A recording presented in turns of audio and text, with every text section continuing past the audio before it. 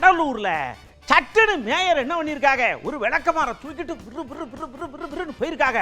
அச்சோ என்னமோ ஆகி போச்சு, இன்னைக்கு மேயர் பண்றல அப்படின்னு எல்லாரும் பீதி ஆயிக்க நேரத்தில் பள்ளிக்கூடத்தில் போய் சரட்டு கூட்டி வார் இப்படி சுத்தமா இருக்கணும், அசுத்தமா இருந்தா எப்படி படிப்பு வரும் அப்படின்னு சுத்தம் பண்ண அங்க இருக்க பயக ஊரா மேயரம்மா கூட்டுறதா கையை கட்டி பார்த்துக்கிட்டே இருக்காங்க. ஒருத்த கூட விளக்கமாற வாங்குறதுக்கு கையை நீட்டவே இல்லையா? ஓகேவா?